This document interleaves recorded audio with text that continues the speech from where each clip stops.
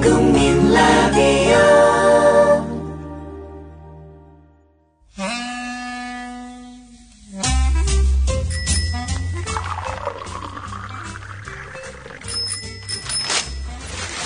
아침 신문 귀로 읽으세요. 김영민의 조간 브리핑. 뭐 드시겠습니까? 잠깐만요. 야, 10월달에 신촌에서 뭐 재밌는 거 한다며.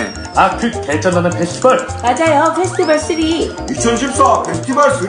그게 뭡니까? 뮤지션들 18팀이 펼치는 뮤직 페스티벌. 언제? 어디서? 10월 25일 토요일. 신촌 연세로 차 없는 거리에서 오후 2시부터 하루 종일. 노래만 하는 거야? 아니요, 거리 퍼포먼스랑 만화가들의 캐리커처, 아트마켓도 열린대요. 가만히 있지 않겠다는 사람들 다 모여. 제목이 뭐라고요? 2014 페스티벌 3. 많이 놀러오세요. 나이 들면서 몸에 좋다는 거 하나씩은 드시죠? 저는 새싹당 콩차를 얼마 전부터 먹습니다. 바로 두 가지 성분 때문인데요. 그건 바로 새싹당 콩에 들어있는 다량의 레스베라트롤과 아스파라긴산입니다.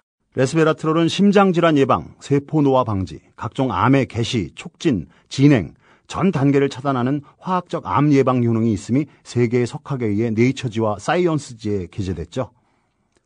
그리고 아스파라긴산이 콩나물에 10배 가까이 들어있어 술자리 좋아하는 제겐 필수 보충 성분이기 때문입니다.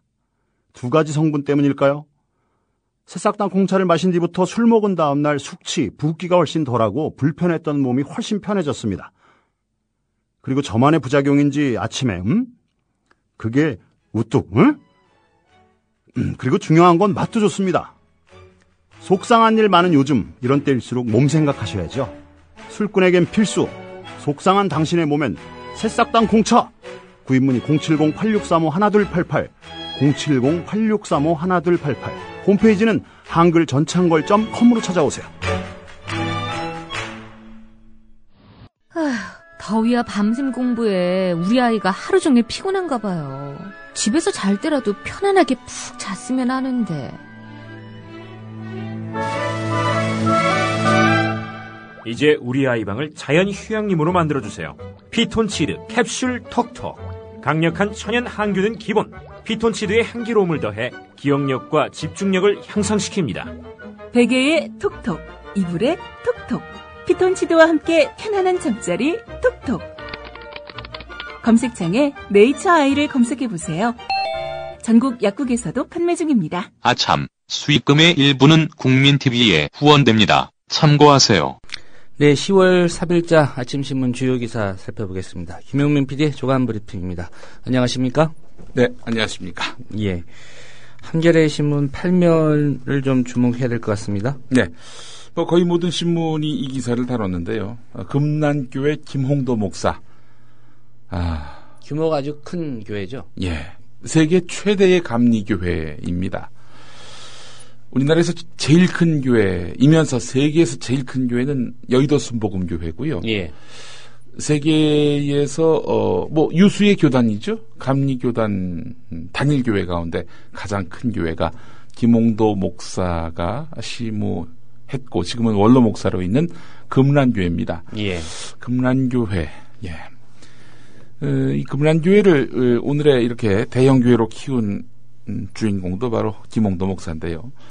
서울 북부지법 형사 5단독 변민산 판사는 미국 법원이 선고한 거액의 배상금 강제 집행을 피하려고 국내 민사소송 법정에 위조 문서를 증거물로 낸 혐의로 기소된 김홍도 목사와 금란교회 사무국장에게 각각 2년 내 징역 실형을 선고하고 법정 구속됐습니다. 예. 지금 김홍도 목사 감옥에 들어가 있습니다. 김홍도 목사는 2000년 7월에 미국의 한 선교단체에서 북한에 신도 1000여 명 규모의 교회를 짓는 조건으로 49만 달러를 받았지만은 이를 이행하지 않았습니다.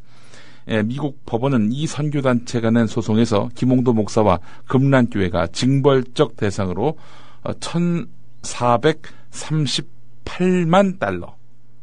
이게 얼마인가 봤더니 150억입니다. 예. 하하. 그러니까 한 30배 물어주라는 얘기네요. 그렇습니다. 이걸 지급하라고 판결했습니다. 이 선교단체는 2012년 이를 근거로 해서 국내 한 법무법인을 내세워서 서울 북부지법의 배상금 지급을 강제 집행하게 해달라는 민사 소송을 냈습니다. 이에 김홍도 목사는 그 법무법인이 2003년 자신의 형사사건을 대리하며 확보했던 내부 자료를 미국 쪽 법무법인에 제공해서 미국 법원에서 패소했다 이렇게 밝혔습니다. 과거에 이 법무법인이 김홍도 목사의 그 변론을 했었다 이런 얘기가 되겠네요. 예. 자, 김홍도 목사 측은 이 법무법인이 이 내부 자료를 미국 쪽 법무법인에 제공했다라면서 제시한 증거는 이렇습니다. 이면 합의 문서 이런 건데요. 공정하지 못한 절차로 이루어진 미국 판결의 효력을 국내에서 인정하면 안 된다라고 주장을 한 겁니다. 자, 그런데 그 이면 합의 문서 이게 위조됐다는 거죠. 예. 그래서 지난해 6월에 이제 기소가 됐습니다. 김홍도 목사. 재판부는 거액의 채무집행을 면하기 위해서 민사소송 재판부에 허위 증거를 제출한 사실이 인정된다면서 사기미수, 무고, 명예훼손 혐의에 대해서 유죄를 선고했습니다. 예. 한마디로 법원을 속인 거네요. 어이구, 이 국내 법원을 속이기 위해서 가짜 문서를 내세웠다. 죄질이 이거 보통이 아니네요, 보니까. 예. 그러다 보니까 법정 구속을 한 거고요. 예. 예. 고령 아닙니까? 김홍도 목사가. 70대 중반이죠. 그렇습니다. 예. 그런데 이 양반을 감옥에 보냈다. 이 뭐 죄질이 보통 심각하지 않으면은 할 수 없는 거겠죠. 뭐 그동안 김홍도 목사 잘 아시는 대로 보수 개신교계의 거의 스피커 역할을 해왔던 인물입니다. 종북 시비를 계속 일으켜가지고 한마디로 얘기해서 보수 의계 정치적 이익을 대변해왔던 인물이기도 한데 이런 분이 이런 사기 사건에 연루돼가지고 감옥에 갔다. 최근에 이제 김용민 PD가 또 김홍도 목사 성대모사를 하지 않았습니까? 근데 우연의 일치인지 모르겠지만 성대모사 하고 나면 좀 그분들이 망가지는 케이스가 많아서 이회창 총재도 그렇고 정몽준 후보도 그렇고 말이죠. 또 이 조현호 경찰청장도 그렇고 제가 성대모사 한 분들이 다 이렇게 그 비극을 만나는 경우가 많은데 김홍도 목사도 그런 경우입니다.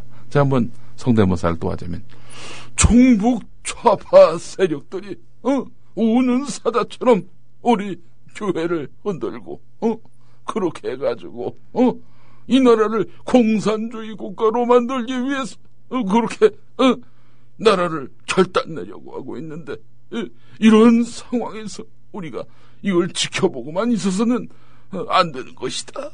뭐 이런 식의 종북 좌파 얘기를 많이 했었죠. 예. 법원이 북부지법입니다. 남부지법이었으면 또 어땠을까라는 생각을 본인은 하고 있지 않을까. 북부지법이고요. 굳이 위로의 말씀을 드린다면 노래가 있습니다. 전통가요죠. 홍도야 울지 말라. 한번 들어보시면 될 텐데 감옥에서 어떨지 모르겠습니다. 지금 금난교회의 담임 목사는요 김홍도 목사의 아들이 이어받았습니다. 세습이네요. 세습이죠. 근데 참 지금 한국에서 목회하고 있는 김홍도 목사의 그 형제들이 있습니다. 광림교회 김선도 목사. 이분도 아들 김정석 목사에게 교회를 물려줬고요. 둘째가 김홍도고 셋째가 이제 왜 올림픽공원 앞에 있는 임마누엘 교회라고 크리스탈 처치 아시죠? 여기는 또 김국도 목사가 담임 목사인데 김국도 목사의 아들은 김정국 목사라고. 근데 이제 김정국 목사한테 교회를 물려주는 과정에서 보니까 감리교가 세습 금지법을 만들었단 말이죠. 세습을 못하는 거 아닙니까? 그래서 본인이 그만두고 후임 목사는 딴 목사를 세웠는데 그 목사가 한 달 후에 사임을 합니다. 그리고 자기 아들이 담임 목사로 오는. 바로 세습은 안 된다. 그렇죠. 한 달에 그런 여지를 두고 그렇게 결국 징검다리 세습을 한 셈입니다. 항소할 것 같고 또 대법원까지 갈 것 같습니다. 어쨌든 지금 감옥에 있습니다. 결국은 또 이런 얘기 하겠죠. 하나님께서 심판할 것이다. 교회에 이런 이 교회를 잘 모르는 것들이 교회의 일을 갖고 하나님의 일을 갖고 세상 법잣대로 그렇게 심판을 하려고 하는 것이 이 바로 종북 세력들이 교회를 은혜하기 위한 것이 아닌가. 뭐 이렇게 이제 얘기하실 가능성도 있어 보이고요. 예. 예. 다음 기사 보겠습니다. 경향신문 1면에 나와 있는 기사입니다. 최경환 약발 끝났나.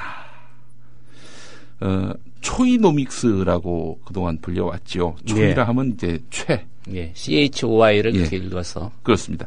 최경원 부총리 겸 기획재정부 장관 취임 이후 가장 큰 성과로 꼽혔던 주가가 다시 2000선 아래로 떨어졌습니다. 박근혜 대통령이 최경원 부총리를 임명하기 전날의 지수 1993.88보다도 더 떨어진 겁니다. 부동산 시장도 거래가 늘고 집값 상승이 이어질 것이라는 당초 예상과는 다르게 거래가 줄고 상승폭도 축소되고 있습니다. 잠시 활기를 띠었던 부동산 거래는 강남 재건축 지역에만 국한되고 있는데요. 예. 각종 경제 지표도 뒷걸음질 치고 있는 형편입니다. 산업 생산 그리고 뭐 기업의 설비 투자 이런 것들이 계속해서 하향세, 위축세를 보이고 있다는 겁니다. 게다가 소비자들이 지갑을 열지 않아서 9월 소비자 물가 상승률은 지난해 같은 달보다도 1.1% 상승에 그쳤습니다.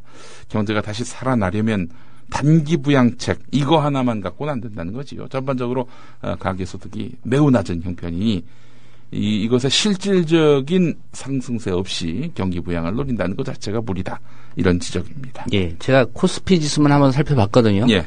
최경환 부총리 임명 전날부터는 이제 임명되고 나서 4거래일 연속 코스피 지수가 어쨌든 상승을 했습니다. 예. 근데 최근에는 네. 6일 연속 코스피 지수가 빠졌고요. 아하. 어제 종가가 1976.16입니다. 예. 동아일보로 가보겠습니다. 이 부동산 시장도 이제 뭐 약발이 거의 다 된 거 아니냐 이런 얘기가 나오는 판인데 오늘 동아일보 1면 제목은 이렇습니다. 부동산 전문가 83% 집을 사려면 올해 안에. 부동산 전문가가 아니라 업자겠죠. 부동산 재테크 전문가, 증권사 리서치 센터장, 경제학자 이렇게 30명을 대상으로 주택시장 전망에 관한 설문조사를 진행했다고 하는데 25명, 83.3%는 향후 1년 동안 집값이 상승세를 유지할 것이다 이렇게 전망을 했다고 하는데 말이죠. 예. 자, 부동산 경기가 최근 바닥을 치고 상승세를 탄 만큼 내년에는 집값이 오를 것으로 이들이 내다봤다. 동아일보가 이렇게 풀이를 했습니다.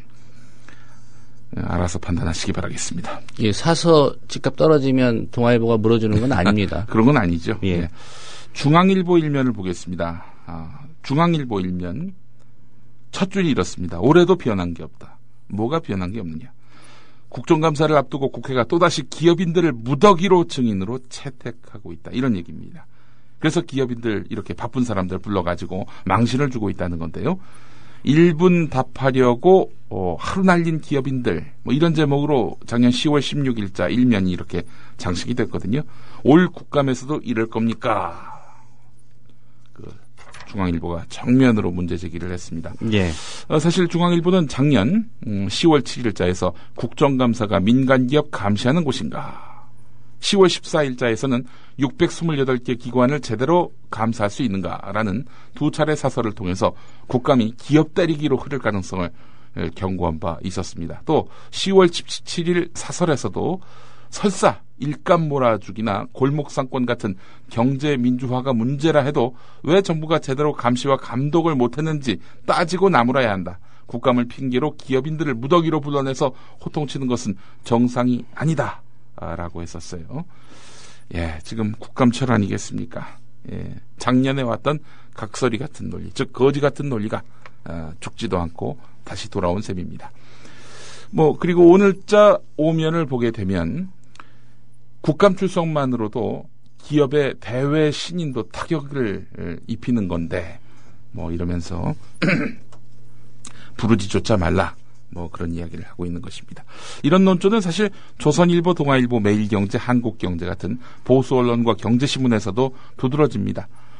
조선일보는 작년 10월 18일자에서 국회가 국정감사 본래의 뜻 빛바래게 만든다라는 사설을 통해서 한 기업인은 3시간 기다려서 나는 그 일과 아무런 관련이 없다라고 30초 동안 딱 한마디 하고 국감장을 떠나기도 했다라면서 동조를 했고요. 또 네. 동아일보 역시 기업인을 무더기로 불러서 호통만 치니 국감 무용론이 나온다라는 사설을 게재했습니다. 뭐 매일경제, 한국경제 이들 경제지 보도는 뭐 따로 인용하지 않아도 어떤 게 나왔을지 짐작되실 겁니다.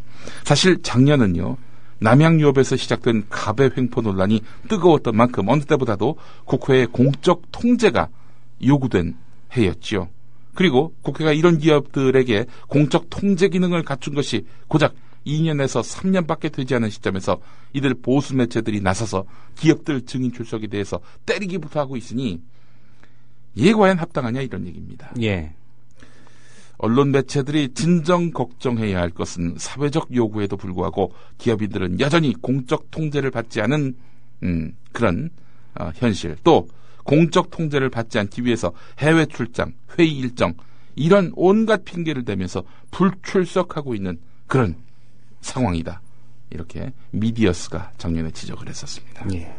이 언론이 사실 기업의 이익을 대변하고 있는 거죠. 네, 예. 그렇습니다. 그 배경에는 또 광고라는 예. 그런 연관이 있고요. 앞서 그 부동산 전문가 83% 집을 올해 안에 사라 이런 것도 실은 부동산 광고주가 신문사의 핵심적인 그 스폰서 아니겠습니까? 예. 혹시 신문 보시는 분들 특히 이제 뭐 유력 매체라고 예. 주장하는 매체들 보면 부동산 광고의 비중이 결코 작지 않습니다. 예.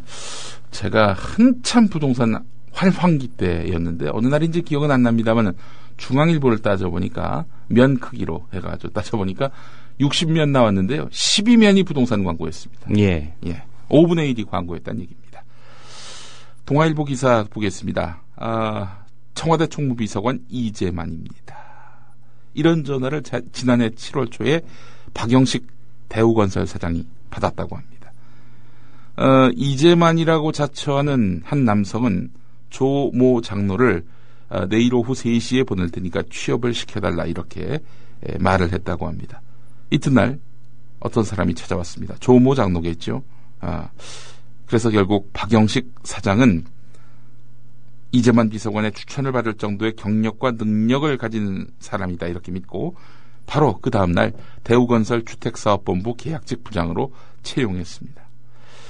대우건설 관계자 말이 이렇습니다. 민간 기업이 청와대에 약할 수밖에 없지 않느냐. 청와대 비서관이라고 하는데 뭐 어디 가서 확인할 길도 없었다라면서 채용했다는 겁니다. 그러나 이 조 장로는 1년 가까이 아파트 건설 현장에서 근무하는 동안 출근을 제대로 하지 않았고 업무 능력도 떨어졌다고 합니다. 수상하게 여긴 회사 측은 올해 7월 이 사람을 퇴사시켰다고 하는군요. 자, 그런데 이 조 장로의 그 대통령 측근 사칭 범행은 뭐 계속됐습니다. 올해 8월 이재만 비서관의 휴대전화 번호와 비슷한 번호의 휴대전화를 개통한 다음 황창규 KT 회장에게 전화를 걸어서 똑같은 수법으로 취업을 시도했습니다. 황창규 회장을 만난 조모 씨는 VIP가 선거에 나섰을 때 비선 조직으로 활동했고 10년 전부터 VIP, 그러니까 박근혜 대통령을 도와왔다. 현재도 VIP를 한 달에 한두 번 면담하고 직언을 하고 있다.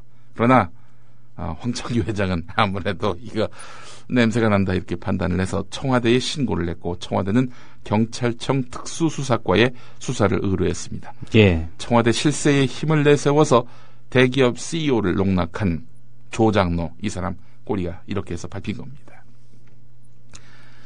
시대가 말이죠. 이렇게 후퇴를 하면은 독재 정권이 그 기승을 부리면요. 여기 청와대입니다. 이런 전화로 사기치는 그런 빈도수도 높아지게 돼 있습니다. 뭐 이재만 총무비서관이 잘못한 거는 없어 보입니다. 이 사안과 관련해서. 예. 그러나 이 조모 씨가 이제 이름을 판 거니까요. 예, 예. 그러나 청와대 총무비서관 이재만입니다. 이런 전화 한 통에 채용이 이루어지고 이런 사기 농락이 성공하는 이런 사회구조, 이 사회구조에도 우리가 눈을 돌릴 필요가 있다 이런 생각이 듭니다. 그도 그렇지 않아도 오늘 조선일보 신면을 보면 말이죠. 서초동 법조 24시라는 박스 코너가 있습니다. 제목이 이렇습니다. 혹시 그 민감한 사건 내가 맞는 건 아닌지. 예. 요즘에 그 판사들에게 그 배당이 되는 그런 구조가 전자 시스템이라고 하죠. 뺑뺑이. 예. 뺑뺑이를 돌려가지고 탁 꼽히는 판사에게 그 사건이 돌아가는 그런 형국인데 말이죠. 자, 그랬더니 한 고등법원 부장판사가요, 뺑뺑이라고 하는데 그래도 어지간하면 민감한 사건은 받지 않고 싶죠. 이런 얘기를 했다는 겁니다. 이석기, 원세훈 관련한 재판. 이런 재판이 이제 결국 재심으로 가고 또 재심이 끝나고 이제 대법원으로 가고 있는 형국 아닙니까? 예. 자, 그래서 이제 큰 사건, 시국의 어떤 민감성이 농도 짙은 그런 사건, 이 사건 웬만하면 맡고 싶지 않다라는 것이 판사들의 전반적인 기류라는 겁니다. 왜 그럴까요? 법과 양심에 따라서 판단하면 될 문제인데 뭐가 걱정입니까? 한마디로 눈치를 보고 있다. 이걸 자백한 거네요. 그렇죠. 눈치를 예. 안 볼 수 없는 구조라는 거죠. 예.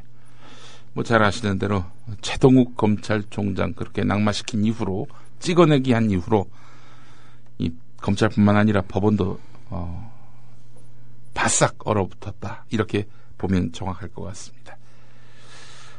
뭐 비단 판사 검사뿐이겠습니까? 지금 메신저 사찰 공포가 커지고 있습니다. 한겨레 일면이 바로 그 내용을 다루고 있는데요. 박근혜 대통령이 대통령 모독하는 사람들, 이거는 뭐 말하자면은 가만둬서는 안 된다라는 식으로 이제 발언을 했단 말이죠. 예. 그래서 검찰이 여기에 화답을 했지요. 온라인상의 명예훼손에 대해서는 엄벌하겠다 이런 방침을 세웠단 말이죠. 자, 이런 엄벌 방침이 국내 모바일 메신저 업계를 그야말로 서리 맞은 꼴로 만들었다는 겁니다. 줄을 잇는 메신저 망명으로 독일 모바일 메신저 텔레그램의 국내 이용자가 급증하면서 국내 최대 모바일 메신저 카카오톡이 울상을 찍고 있다는 거지요. 관련 업계와 이용자들 사이에서는 텔레그램이 한국 검찰을 만나면 땡큐라고 인사할 것이라는 그런 비아냥까지 나오고 있다고 하는데 말이죠. 자, 이런 가운데 한겨레가 단독 보도한 내용입니다. 얼마 전에 검찰이 인터넷 공간에 대한 검열 강화를 위해서 범정부 유관기관 대책회의를 하면서 주요 포털과 함께 카카오 간부까지 불렀다고 합니다. 예. 그 부르니 갈 수밖에 없었다 이렇게 얘기를 했다고 하는 겁니다. 포털업체 관계자들도 불렀고요. 예. 예. 부르니 갈 수밖에 없었다. 이 말 어떻게 변용할 수 있습니까? 달라면 줄 수밖에 없다. 이런 얘기 아니겠습니까? 예. 그러니까 한 가지 궁금한 게 검찰이 불러서 가면 국가가 무슨 교통비라도 줍니까? 주지 않겠습니까? 뭐 법원에 증인으로서도 주더만요. 오라고 해서 갔다. 네. 부르는 것 자체도 문제지만 예. 또 그런다고 가는 것도 물론 이제 사업하는 입장에서 안 갈 수 있느냐 이런 항변도 있습니다만. 네. 게다가 또 이 회의가 어떤 회의입니까? 인터넷 공간에 대한 검열 강화를 위한 어찌 보면은 고객의 권익을 침해할 수 있는 그런 내용을 논의하는 자리 아닙니까? 그런 자리에 부른다고 해요? 이 카카오가 지금 고객 편에 서 있는 건가? 이런 의문 앞에서 답을 못 할 겁니다, 아마. 자, 그리고 카카오가 말이죠. 앞으로 그 5일, 7일 동안 서버에 저장하는 이 대화 내용을 앞으로 2일, 3일만 보관하고 지우겠다. 이렇게 밝혔죠. 이러면은 뭐 카카오톡 이탈 현상이 좀 줄어들지 않을까 기대하는 가운데 이런 대책을 내놨을 겁니다. 자, 그런데 말이죠. 오늘 한겨레 이면을 보면 말이죠. 법원이 허가하면은 카카오톡 실시간 감청도 가능하다고 합니다. 예. 실시간 감청. 2일, 3일도 아니고 말이죠. 실시간 감청한다는 겁니다. 그 뭐예요, 그럼 도대체 이게? 이런 식으로 지금 카톡이 이 고객이 아닌 정권의 눈치를 보고 있는 한 이 이탈 현상 막을 수 없을 겁니다. 예. 예를 들면 이제 김용민 PD하고 저하고 카톡 하는데 실시간 감청이 가능하단 말은 검찰도 함께 그 방에 들어가 있다. 사실상 그렇게 볼 수도 있겠네요. 그렇죠. 예. 자, 이런 가운데 오늘 한겨레 일면에 또 중요한 기사가 실렸습니다. 검경 무리수. 결국 세월호 유족 영장 모두 기각. 이런 내용이 실렸습니다. 시당초에 검찰하고 경찰이 영장 청구할 때 네. 이게 좀 무리다. 예. 결국 법원이 상식에 맞게 판단하지 않겠느냐. 네. 이게 국민 상식이었거든요. 예, 그렇죠. 예. 이 실제로 법조계 안팎에서는 애초에 폭행 정도나 그런 행위의 이른 과정 등을 종합해 보면은 구속 수사는 지나치다는 지적이 강하게 제기됐는데요. 상식적인 기각 판정이 나온 겁니다. 자, 근데 놀라운 부분은 뭐냐면요. 경찰이 영장을 재신청하지 않기로 했다는 겁니다. 애초부터 자기들도 이게 영장 집행이 되지 않을 거다. 이렇게 본 거 아닙니까? 경찰 스스로 판단했겠습니까? 어디로부터 전화 한 통 받은 거 아닐까요? 여기 청와대 아무개입니다. 뭐 혹시 확인은 안 된 겁니다. 뭐 그냥 추정한 것일 뿐입니다. 예. 경향신문 14면을 보니까 말이죠. 소설가 김훈 씨 이야기가 나옵니다. 김훈 씨가 세월호 참사 희생자들을 특별한 재난을 당한 극소수로 몰아가고 있습니다. 다친 사람을 치료하고 피해를 본 사람은 보상해 주는 것으로 문제를 끝내서는 절대로 안 됩니다.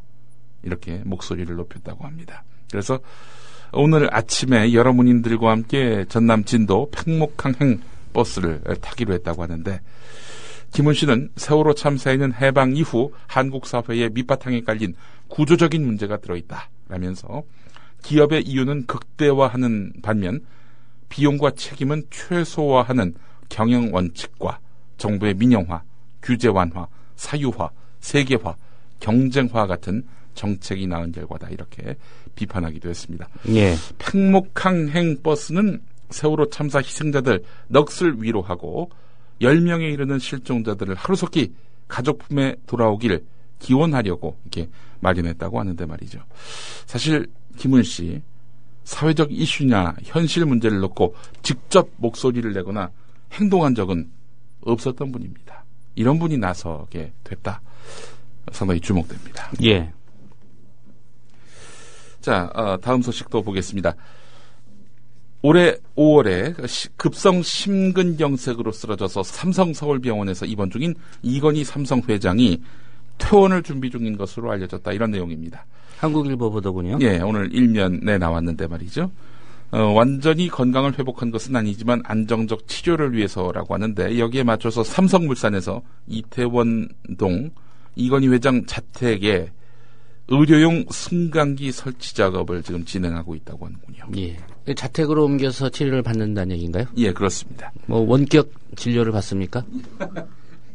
그런 것 같지는 않습니다. 예. 어쨌든 한국일보 일면 보도가 그렇고요. 뭐 다만 이 퇴원 문제에 대해서는 지금 의료진이 밝히기 전까지는 뭐 삼성 쪽에서는 가타부타 말할 입장은 아니다, 이런 얘기인 것 같습니다. 네. 자, 마지막 소식입니다. 한국일보 6면 기사인데, 현직 국회의원의 남편이 아파트 입주자 대표회의 회장을 맡으면서 배임을 저지른 혐의로 고소된 사실이 뒤늦게 알려졌습니다. 서울 서초동 H아파트 주민들에 따르면 이 아파트 C동 대표 소모 씨, 이 사람은 업무상 배임 혐의로 입주자 대표회의 회장 이모 씨와 총무이사, 관리소장 등 3명을 서울중앙지검에 고소했는데, 예. 이모 씨, 그 이모 씨는 새누리당 비례대표 A 의원의 남편이라고 합니다. 아파트 관리업체와 유착했다. 이건 배임 아니냐. 이런 명목으로 해서 결국 피소가 된 셈입니다. 예. 또 새누리당 그 비례대표 여성 의원 아니겠습니까? 그렇겠죠. 남편이라고 했으니까요. 남편이 예. 아파트 현재 입주자 대표회의 회장을 맡고 있는 형국인데, 자, 이것과 관련해서 어떻게 검찰이 풀어낼지, 이것도 상당히 주목됩니다. 오늘 여기까지 해야 될 것 같습니다. 예. 김용민 PD의 조간 브리핑이었습니다. 잘 들었습니다. 예. 조합원 여러분, 미디어 협동조합 국민TV 사무국장 조상훈입니다. 지난 1년 국민TV는 여러분의 출자금으로 운영됐습니다. 라디오 방송을 유지하는데도 돈이 들 테니 월 조합비를 받아가라고 재촉하는 분들도 계셨습니다. 하지만 그럴 수 없었습니다. TV 방송을 시작하고 받는 게 도리라고 판단했기 때문입니다. 어려운 재정 상황을 무릅쓰고 마침내 2014년 4월 TV 방송을 시작했습니다. 이제 국민TV의 지속과 확장이 필요합니다. 여러분의 월 조합비 납부가 있어야 가능한 일입니다.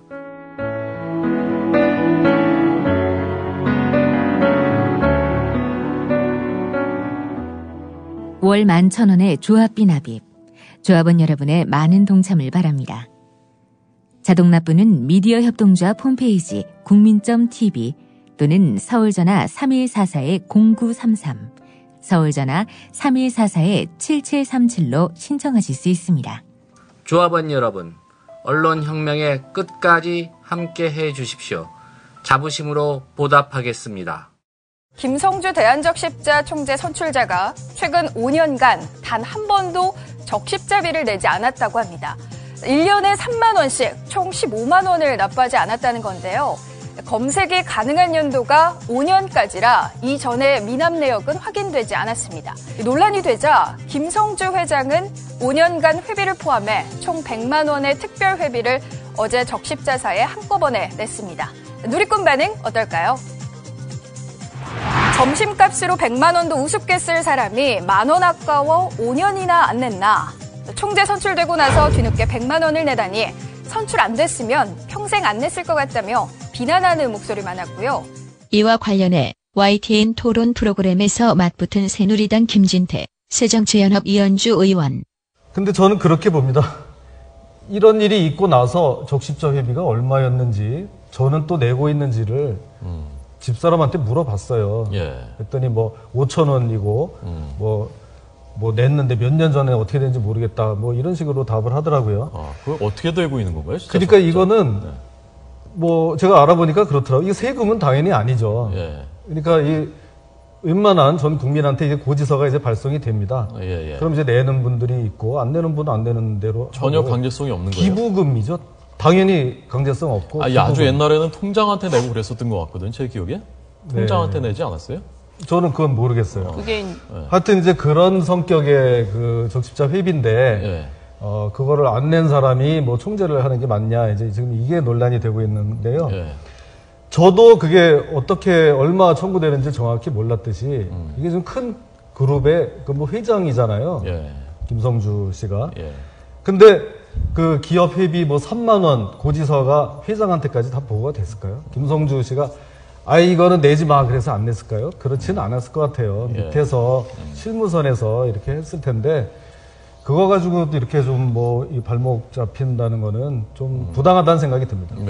2006년에 보면 유시민 보건복지부 장관 그때 임명 당시 이제 한나라당에서 3년 전에 적십자 회비를 딱 한 번 안 낸 게 있다. 이걸 가지고도 막 그때 얘기를 하셨어요.